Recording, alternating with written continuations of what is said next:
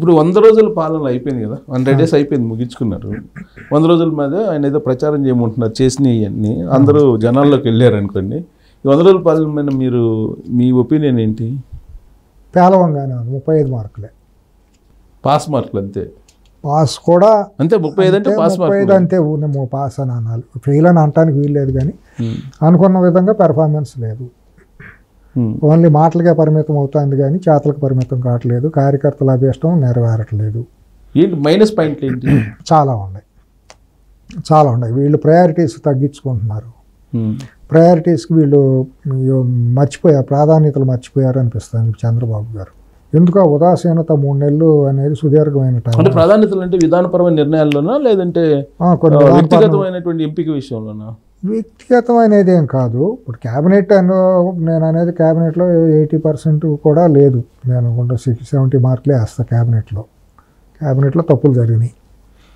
ముందుగానే సుబ్బమ్మ అంటే పెళ్లి కూతురు ఇది అన్నట్టు అనకూడదని మనం మాట్లాడలేదు. సరే అనుకున్నాము.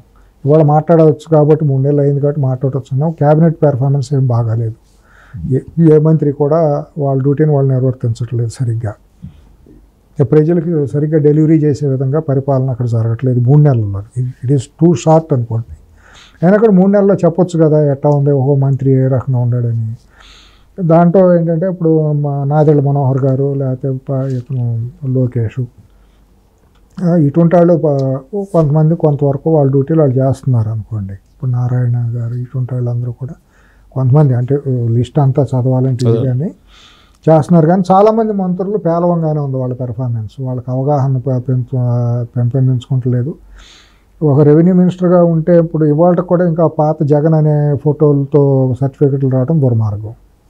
అది ఇంకా అవశేషం ఉండట్టే కదా. అవశేషాన్ని మరి మంత్రి సచివాలయాల్లో ఇప్పటికి కూడా జగన్మోహన్ రెడ్డి ఏం చేస్తున్నట్టు, మరి మంత్రి ఏం చేస్తున్నట్టు అని పీక్ బారైన తెల్ల పేపర్ల మీద ఇవ్వమనే మాట కమాండ్ చేయొచ్చు కదా. అతను ఎవరు ఆపుతారు?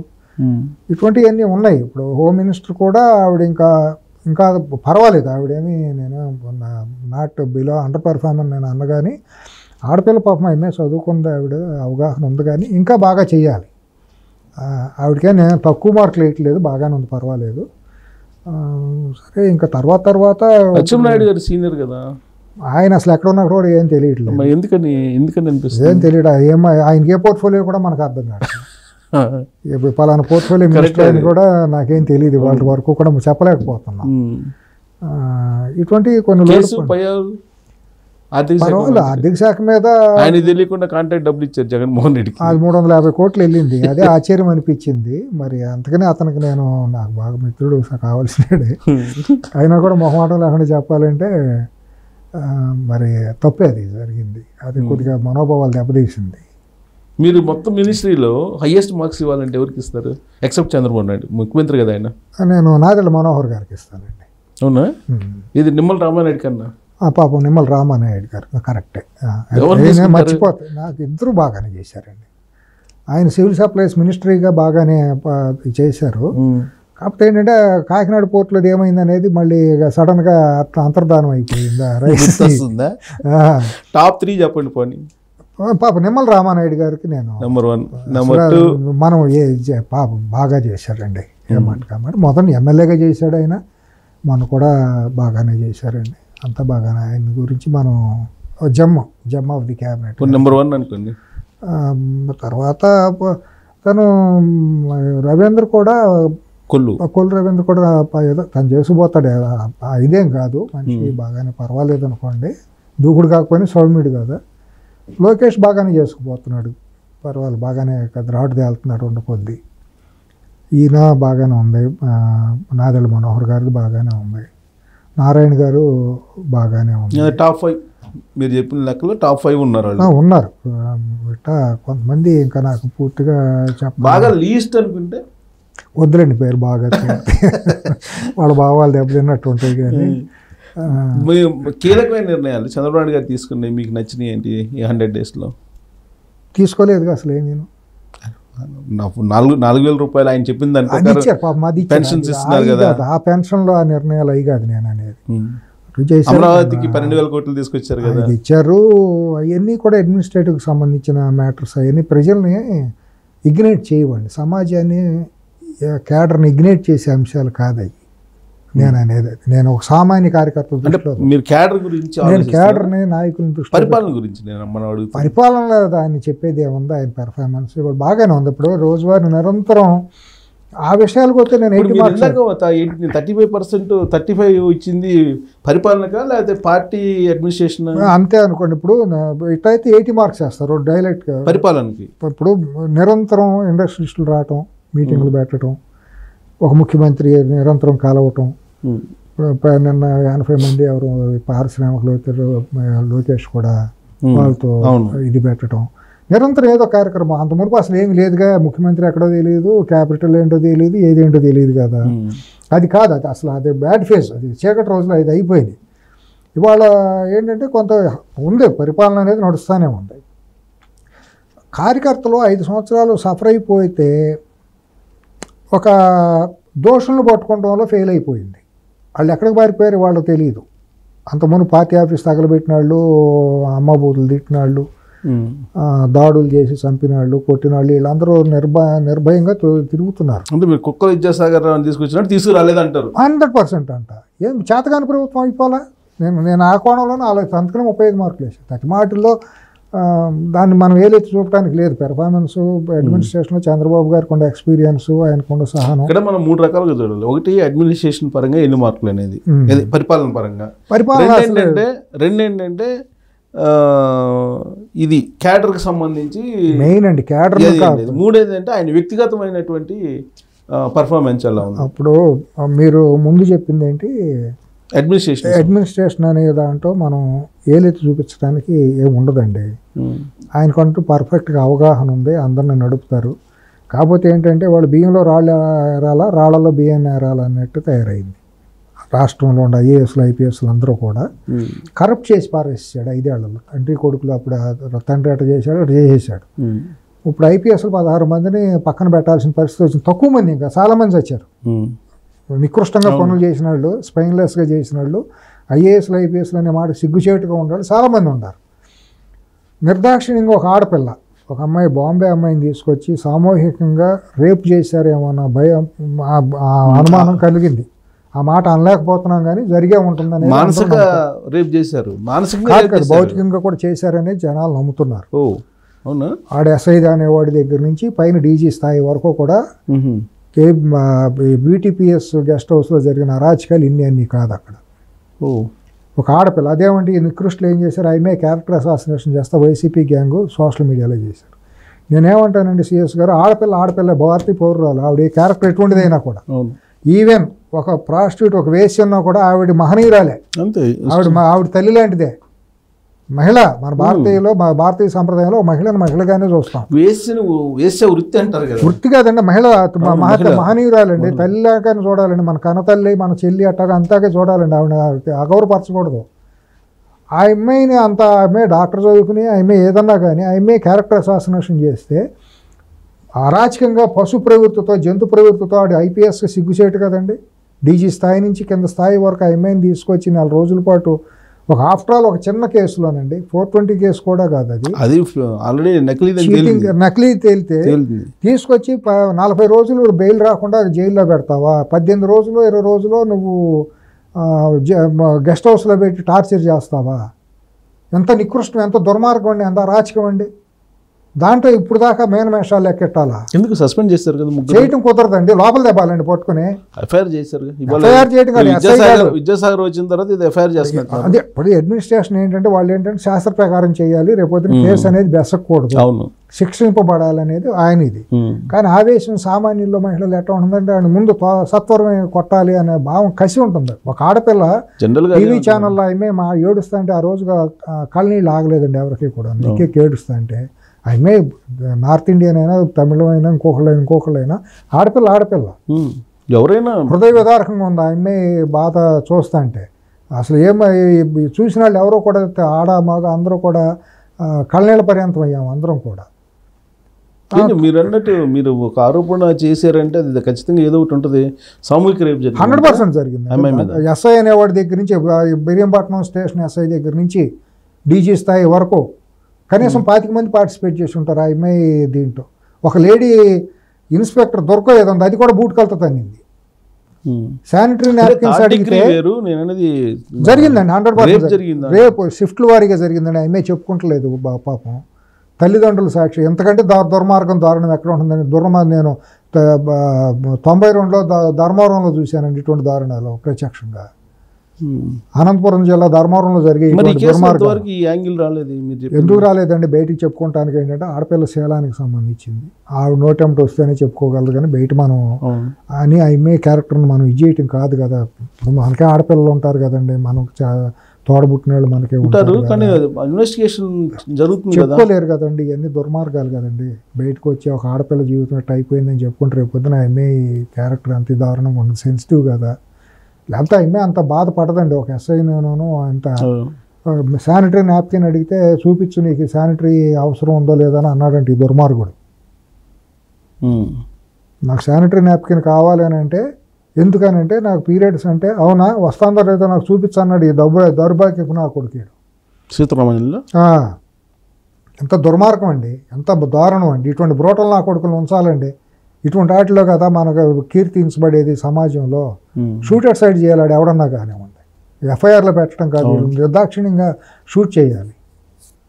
ఇటువంటివి చాలా ఉన్నాయండి. ఆ తురకిషోర్ అనేవాడు, ఆ బోర్గడ్డ అనిల్ అనేవాడు, ఇటువంటి వాళ్ళు చాలామంది ఉన్నారు అక్కడ.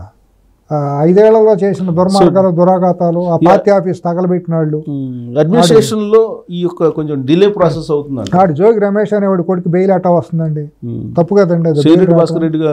కొడుకు ఎట్టా 41 నోటీస్ ఇచ్చి ఎట్ట పంపిస్తారండి. ఇవన్నీ ల్యాప్సెస్ కదా వీళ్ళకి. మా పాస్ మార్కులు ఏమంటే ఎట్టా వేస్తా ఉండి ఇవన్నీ చూసి కళ్ళ ముందు చూసి వాళ్ళకి బెయిల్ వచ్చేసేత దేవినేని అవినాష్ ఇటువంటి వాళ్ళందరూ ఎక్కడ పోతారు, ఎందుకు పోవాలి? చేతకాని ప్రభుత్వం రాట్ల ముత్తర రాట్ల పార్టీ ఆఫీస్ అండి, కనతల్లి అండి పార్టీ ఆఫీస్ అనేది. ఇష్టం లేకపోతే పార్టీ మారండి.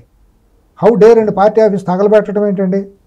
ఎంత చేతకాంతనం అయిపోతుందండి మనం వదిలిపెట్టడం అంటే. ఏ పార్టీ, కాంగ్రెస్ అని ఇంకో పార్టీ అనండి. మనం వ్యక్తులుగా మనం సిద్ధాంతాల మీద విభేదించుకోవచ్చు, మాట్లాడుకోవచ్చు, కానీ హౌ డేర్ అండి వెళ్ళిపోయి పార్టీ ఆఫీస్ తగలబెట్టడం అంటే ఏంటి? ఎంత చేతకాంతనం అవుతుంది తగలబెట్టబడిన పార్టీకి సంబంధించిన వాళ్ళ పని ఇవాళ వచ్చింది.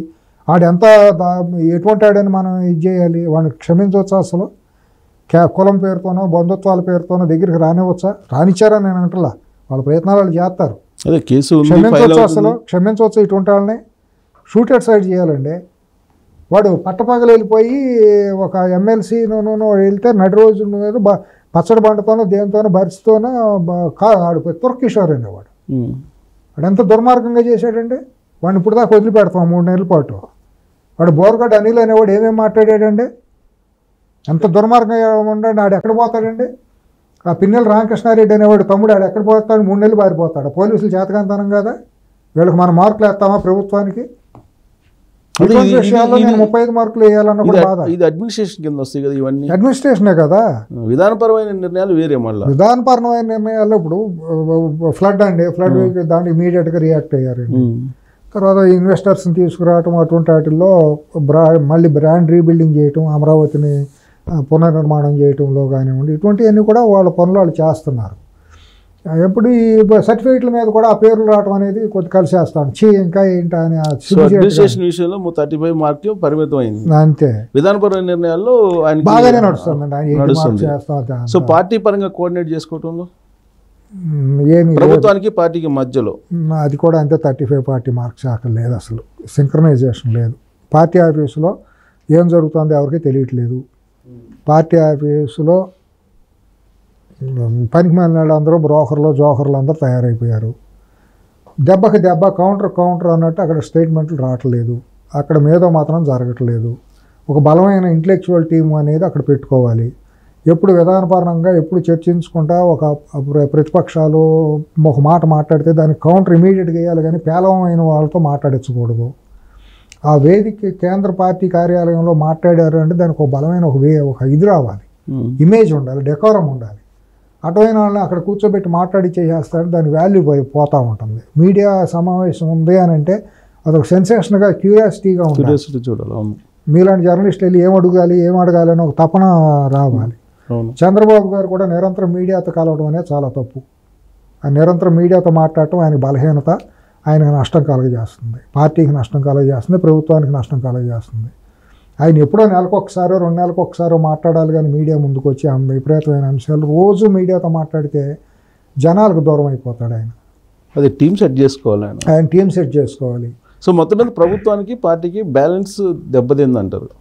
లేదు, అసలు ఎవరు లేరు అక్కడ, బ్యాలెన్స్ లేదు, అస్సలు లేదు అక్కడ. ఎవరో కూడా టీం అనేది లేదు. ఎవరెవరో పనికిమాలిన వాళ్ళు అందరూ తయారైపోయారు, బ్రోకర్ వాళ్ళు అందరూ కూడా. అందరూ మేమే విధాన నిర్ణయాలు చేస్తాం, మేమే పనులు చేపిస్తాం అన్నట్టు తయారైపోయారు వాళ్ళు, ఎవరో తెలియని వాళ్ళు అందరూ. అది వాళ్ళు గమనిస్తున్నారో లేదో తెలియట్లేదు. అది వాళ్ళ తండ్రి కొడుకులు గమనించాలి. పార్టీ ఆఫీస్లో కూడా కొన్ని శక్తులు మూలాన రాబోయే రోజుల్లో తీవ్రమైన వ్యతిరేకత కేడర్లో కానివ్వండి, నాయకుల్లో కానీ తిరుగుబాటు కూడా వచ్చే అవకాశం కనబడుతుంది అక్కడ కొంతమంది వ్యక్తుల మూలాన. తీసుకొస్తారా వాళ్ళు? ఆల్రెడీ కొంతమంది గురించి కొన్ని అవాకులు చవాకులు మాట్లాడుతున్నారు, వెళ్ళి నాయకులని అవహేళన కించిపోయి వాళ్ళే ప్రొవోక్ చేసి నెగిటివ్ తీసుకొస్తున్నారంటారా? వీళ్ళు ఎవరైతే నమ్మి పక్కన పెట్టుకున్నారో వాళ్ళు కొద్దిగా అహంకారంగా ప్రవర్తిస్తున్నారు. వెళ్ళిన నాయకులు, ఇప్పుడు మీరు సుబ్బారావు గారు వెళ్ళారండి, మీరు ఒక ఎమ్మెల్యే గానో ఒక నాయకుడు కానీ వెళ్ళారు, సుబ్బారావు గారు రండి కూర్చోండి మాట్లాడదాన్ని పంపించవచ్చు. ఏంటో వచ్చావు, నేను రమ్మన్నానా, నీ అపాయింట్మెంట్ లేకుండా ఎట్ట వస్తావు అనే మాట అన్నాను అనుకోండి, మీ మనోభావం ఎట్ట ఉంటుంది? ఎక్కడి నుంచో దూరం, శ్రీకాకుళం నుంచి అనంతపురం నుంచి ఎక్కడి నుంచో వస్తారండి. వచ్చినప్పుడు మాటే కదా, పార్టీ ఆఫీసులో పిలిచి రండి సుబ్బారావు గారు ఏంటంటే తండ్రి కొడుకుని కలవలేక, బాబు గారినో లేదా లోకేష్ని కలవలేకపోవచ్చు పార్టీ కోసం. ఒక వాళ్ళు పెట్టుకున్న మనిషి ఒక మనిషి ఉన్నాడు, మనిషిని కలిసినప్పుడు 2 సార్లు కూర్చోండి, నేను చెబుతానండి తప్పకుండానండి, నేను రాసుకుంటానండి అని చెప్పేస్తే మీకు ఈగో సాటిస్ఫై అవుతుంది. వెళ్ళాము పలానా కలిసాము అన్నట్టు.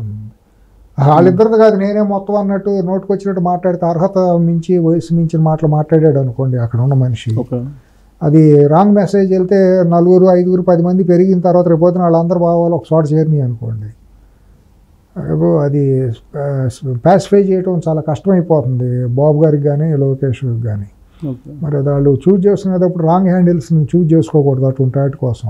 సో ఈ 100 రోజుల్లో అన్ని యాంగిల్ నుంచి చూస్తే వాళ్ళని ఎక్కడ పెట్టుకోవాలో వాళ్ళు దూరంగా పెట్టాలి, పార్టీ ఆఫీస్లో పెట్టుకోకూడదు. మీకు కావాల్సిన వాళ్ళు ఆత్మీయులు, మీ కాన్ఫిడెన్షియల్ పర్సన్స్ ఉంటే పార్టీ ఆఫీస్లో వాళ్ళకి స్థానం పెట్టకూడదు.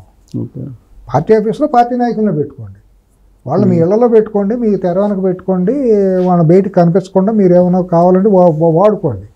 పార్టీ ఆఫీస్లో వాళ్ళకి సీట్ ఇచ్చి రూమ్ ఇచ్చి వాళ్ళని కూర్చోబెట్టి వాళ్ళ ఇష్టానుసారంగా మాట్లాడుతూ ఉంటే దానికి భారీ మూల్యం వీళ్ళే చెల్లించుకోవాల్సి ఉంటుంది. తర్వాత బాధపడే ఉపయోగం ఉండదు, చేయగలిగిన తర్వాత ఆకులు పట్టుకున్నట్టు అయిపోతుంది.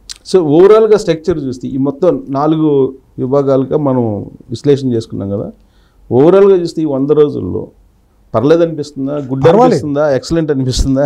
ఎక్సలెంట్ అని చెప్పడానికి లేదు కానీ పర్వాలేదు, గుడ్గానే ఉంటుంది. ఎక్సలెంట్ అని ఆహా ఓహో అని వేరతాళ్ళేసి గత ప్రభుత్వం చూసాలకి ఏదైనా గుడ్ అనిపిస్తుందా? అనిపిస్తుంది, అంతేగాని ఆహా ఓహో వేరతాళ్ళేసి నేను చిడతల భోజనం చేశాను, నేను చిడతల భోజన సంఘాన్ని కాదు, బాబు వచ్చారు భరోసా వచ్చేసింది ఇంకా అది ఉంది ఇది ఉందని ఈ చిడత భోజనం నేను చేయను, నాకు అవసరం కూడా లేదు. ఆయన నేను విమర్శించాల్సిన అవసరం కూడా లేదు. ఆయన పెద్ద ఆయన లేనిపోయిన మాట్లాడాలి, ఆయన వయసును మించి పాపం కష్టపడుతున్నాడు, అంతమించి ఆయన వయసు మించి ఇంకా అంతమించి ఏం చేస్తారు. కాకపోతే ఏంటంటే నా వ్యక్తిగత అభిప్రాయం ఏంటంటే ఆయన మీడియా ముందుకు ఎక్కువగా రాకూడదు, పరిపాలనలో 4 గోళ్ల మధ్య సెక్రటరియట్లో ఉండి ఈ సిస్టాన్ని యాక్టివేట్ చేయాలి. ఈ చెత్త ఏదైతే ఉంది ఐఏఎస్లు ఐపీఎస్లు ఈ చెత్తను పక్కన పెట్టాలి, డిఓపిటీకి రాస్తారు ఇంకోటి తెల్లారిపడి చేయడం కష్టం. నిరంతరం మీడియాలో ఎప్పటికప్పుడు మీడియాలో ప్రధాన మీడియా సంస్థలు కూడా కొన్ని చెబుతున్నాయి తప్పులు లోటుపాట్లు, ఈనాడు లాంటి పేపర్లు ఇవన్నీ కొన్ని లోటుపాట్లు ఎత్తి చూపిస్తున్నారు. దాన్ని ఒక మిర్రర్ లాగా చూసుకుని ప్రతి దాంట్లోనూ మనం నెగిటివ్ చూడాల్సిన అవసరం లేదు. వాస్తవాలు నిజంగా బయటకు వచ్చే వార్తలు మీడియాలో వాళ్ళ సొంతగా నమ్మే మీడియాలో ఇది నిజమా కాదా అనే ఒక నిర్ధారణ త్వరితగతిన జరగాలి. కొన్ని ఆరోపణలు గాలిగా వస్తాయి. ఇప్పుడు ప్రతిదీ సోషల్ మీడియా మీద ఆధారపడి అడ్మినిస్ట్రేషన్ జరగటం అనేది ఇంపాసిబుల్ అండి. వాట్సాప్లోను వీటిల్లోనూ ట్విట్టర్లోను వచ్చే దొనైందంటే దోణగట్టేమని వచ్చే వార్తలు, కల్పిత వార్తలు. నేను చంద్రబాబు గారు లోకేష్ ఏదేదో మాట్లాడారో తిరుపతి విషయంలో అని చెప్పి సోషల్ మీడియా వైసీపీ వాళ్ళు దుర్మార్గంగా చూపిస్తున్నారు. దాని మీద రియాక్ట్ అయిపోయి మనం పాలసీ నిర్ణయాలు తీసుకుంటే మనం భంగపడిపోతాం. అట్లా ఉండకూడదు. అది సత్వరమైన నిర్ణయాలు కూడా కొంత మంచి టీముని పెట్టుకోవాలి, మెరిట్ టీముని పెట్టుకోవాలి. అక్కడ ఏంటంటే మిర్రర్ లాగా ఉండాలి తప్పించి మిర్రర్ రిఫ్లెక్షన్ లాంటి వాళ్ళు మన మంచి వాళ్ళు వెల్ విషర్స్ని ఇంటలెక్చువల్స్ని పెట్టుకోవాలి తప్పించి వాళ్ళు వచ్చి మళ్ళీ ఇంకొక పెంట చేసేటట్టు ఉండకూడదు. ఆ టీం అనేది వచ్చి మళ్ళీ మనం మిస్లీడ్ చేసేటట్టు ఉండకూడదు, పనిపాట లేకుండా. కొద్ది కష్టమే చెప్పడం, ఏమన్నా ఈజీగా చెప్పొచ్చండి. అక్కడ అంటే ఇప్పుడు ఏంటంటే వ్యవస్థలన్నీ కొలాప్స్ అయిపోయి వాళ్ళు మళ్ళీ రీయాక్టివేట్ చేయాలి, చాలా కష్టం అండి. సో కాబట్టి 100 days కాబట్టి 100 days 6 నెలలు పడితే కానీ పట్టదండి. సామెత అంటారు వాళ్ళలో గుడ్డు పెట్టే కొడుకు తెలుస్తుంది నొప్పి ఏంటి అనేది. ఇప్పుడు వాళ్ళకి అక్కడ ఆ సీట్లో కూర్చుంటే హాట్ సీట్ అది, ఆ బాధ ఏంటంటే వాళ్ళకి తెలుసు లోటుపాట్లు. మరి సిస్టంలో ఉన్న ఆఫీసర్లు కూడా సహకరించాలి. ఆ చైన్లో ఎక్కడన్నా డీలింక్ అయినా కూడా మొత్తం చైన్ తేలిపోతుంది. ఇప్పుడు ఆ వెంకటరెడ్డి అనేవాడు పారిపోవడం సిగ్గుచేటు, వాసుదేవరెడ్డి అనేవాడు ఎక్కడ ఉన్నాడో తెలియదు అనడం సిగ్గుచేటు. మరి అది మరి ఏం మాట్లాడాలి, కన్ను మంది ఏలు మందే. మరి ఇవన్నీ పెట్టుకుని మరి మనం గొప్ప పరిపాలన అని మనం ఎట్టా వేరతాళ్ళు వేస్తాం, ఆహా ఊహ అని. పర్వాలేదా అంటే ఓకే పర్లేదు అంటారు, అనుకోవాలి అంతే. ఇవన్నీ లెక్క వేసినప్పుడు మరి పోనీ ఇన్వెస్టర్స్ ఇవన్నీ చేస్తున్నారు, కష్టపడుతున్నారు, ఎవరో కూడా రిలాక్స్ అవ్వటం లేదు. మినిస్టర్లు అందరూ కూడా బాధ్యతలు విస్మరించి ఇది చేయట్లేదు. కొంతమందికి అసలు మినిస్టర్లు ఉండటం తెలియట్లేదు పాపం, వాళ్ళకి ఉన్న ఇన్ఎక్స్పీరియన్స్ కానీ ఉండే వాళ్ళ అర్హత అది, అటువంటి వాళ్ళని చూజ్ చేసుకోవడం తప్పు. ఇదేంటంటే 90 రామారావు గారిని పదవీచ్యుతుని చేసిన తర్వాత క్యాబినెట్ ఉండేదండి. 95 తర్వాత వచ్చిన క్యాబినెట్ పోటీపడి చాలా మెరిట్ లాగా రామారావు గారిని మరిపించాలి, ఎందుకంటే కష్టపడాలని తపంతో చాలా కష్టపడిన క్యాబినెట్ అది. జమ్ ఆఫ్ ది ఇది మన తెలుగు రాజకీయాల్లోనే ఒక జమ్ ఆఫ్ ది లాగా క్యాబినెట్ మనం అప్పుడు అనుకోవచ్చు. మాధవరెడ్డి గారు, దేవేంద్ర గౌడ్ గారు,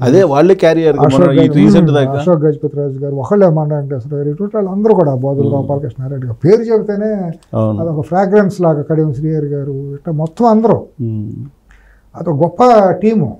అటువంటి టీముని మనం కోరుకుంటాం, లేక కాదు, ఉండాళ్ళలో తీసుకోవచ్చు. సరే ఇప్పుడు ఏంటంటే కొంతమందిని అనవసరంగా తీసుకున్నాడేమో క్యాబినెట్లో, కానీ కొన్ని పేర్లు నేను చెప్తే బాగాదు, ఆల్రెడీ వార్నింగ్ ఇచ్చారు, ఉపయోగం లేదు, మార్చేస్తాను, పెర్ఫార్మెన్స్ బాగాలేదు, ఇవ్వటం దేనికి, పెర్ఫార్మెన్స్ బాగా తీసేయటం దేనికి, అసలు ఇవ్వటమే తప్పట్టు ఉంటే వాళ్ళకి. సరే ఏదో తీసుకుని తీస్తారేమో అనుకోండి, బాగుండే పర్వాలేదు. ఇప్పుడు ఏదో ఇంకా కొద్దిగా బాగుండాలి, సరిదిద్దుకోవాలని మాత్రం మనం చెప్తున్నాం, కానీ ఇది విమర్శ వేరే తప్పుగా అర్థం చేసుకోకూడదు. వాళ్ళు ఏదో సుహృద్భావంతో ఏదో కొద్దిగా నేను చెప్పింది అంటే ఏమన్నా మంచి ఉంటే తీసుకోవచ్చు, చెడు ఉంటే వదిలేయచ్చు. నేనేం చెప్పింది కరెక్ట్ అని నేను చెప్పడం లేదు, నేను వాళ్ళకి సలహా చెప్పే స్థాయి కూడా నాది కాదు. ఓవరాల్ ఒపీనియన్ ఉంటుంది, నా వ్యక్తిగత అభిప్రాయమే తెప్పించండి, సామాన్యుడి దృష్టిలో అయితే బాగుంటుందని.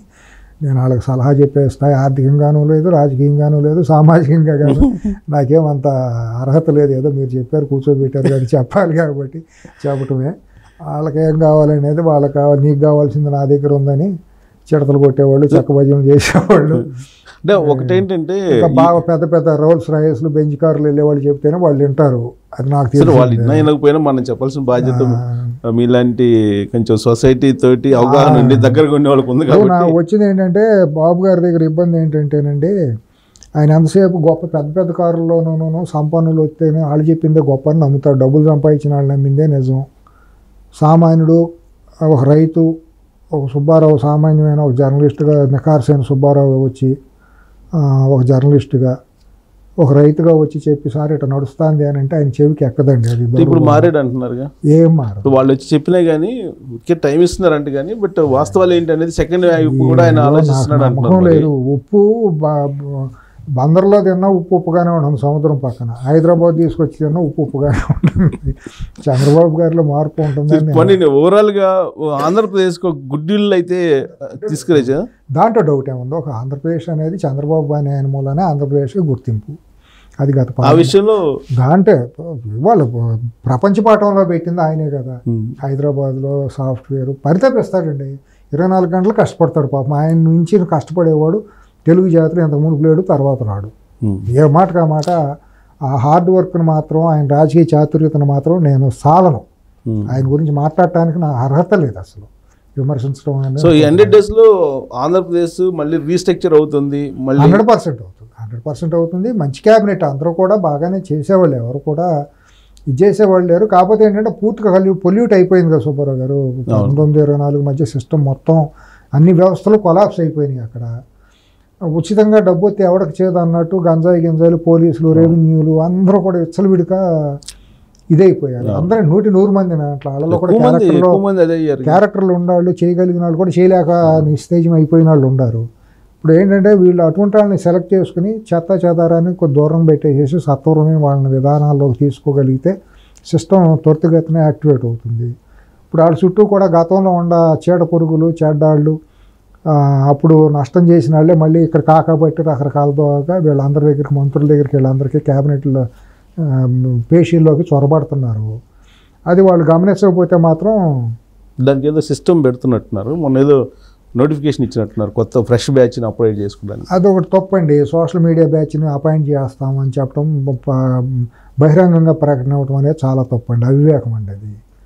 అట్లాగే ఎంబీఏ చదివిన ఆయన తీసుకెళ్ళిపోయి మినిస్టర్ల దగ్గర అడ్వైజర్లుగా పెడతాం అనేది చాలా రాంగ్ అండి. వాడేవాడండి బొడ్డు ఉన్నాడు, ఎంబీఏ చదివినాడు, వాడికి ఏం తెలుసు అండి, పుస్తకాలు చదివి వచ్చేసి మినిస్టర్కి సలహా ఇస్తాడు. నాన్ సెన్స్ కదా. What is the meaning of democracy? Elect by the people for the people of the people అన్నట్టు ప్రజల కోసం ప్రజల చేత ఎన్నుకోబడిన మంత్రులు వాళ్ళు అందరూ మిమ్మల్ని నమ్ముకుంది, అంతేగాని అడో వాళ్ళు సలహాదారులు వచ్చేసి మూడంచెల వ్యవస్థలాగా ఏదో పెడుతున్నట్టు తప్పండి. నేను వ్యక్తిగతంగా నేను దానికి చాలా వ్యతిరేకం అండి. సలహాదారులని మల్టీనేషనల్ కంపెనీలను తీసుకొచ్చేసి ఇక్కడ పాలసీ మేకర్లుగా పెట్టడం, వాళ్ళ చేతులతో బడ్జెట్లు తయారు చేయడం, క్యాబినెట్ మీటింగ్లు మినిట్స్ తయారు చేయడం ఢిల్లీ స్థాయి నుంచి నడుస్తుంది. ఢిల్లీ నుంచి నడుస్తుంది అది. ఈ దౌర్భాగ్యం ఢిల్లీ నుంచి కింద దాకా ఈ టీం స్టడీ చేయడానికి తప్ప నాకు తెలిసినంత వరకు ఏంటంటే విలేజ్ లెవెల్ నుంచి విజన్ తయారు చేయండి అని చెప్పి ఈ మధ్య పిలిపించారు కదా చంద్రబాబు నాయుడు గారు. ఇప్పుడు విలేజ్ నుంచి విజన్ ఎమ్మెల్యేలు తయారు చేసి ఇవ్వండి కాన్స్టిట్యున్సీ విజన్.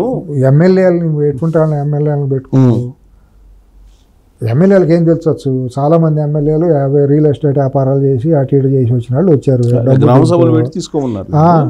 ఏంటంటే మన గ్రాస్ రూట్ నుంచి రావాలి. గ్రామ సభలు పెట్టి తను ఏ విధంగా అయితే 2047 తయారు చేశారు అలానే మీరు తయారు చేయండి అని ఒక పిలిపించాడు. ఇప్పుడు ఏంటంటే కార్యకర్తలు నాయకులు ఉంటారు కదండి, గ్రామీణ స్థాయిలో ఏమేమి ఉందనేది.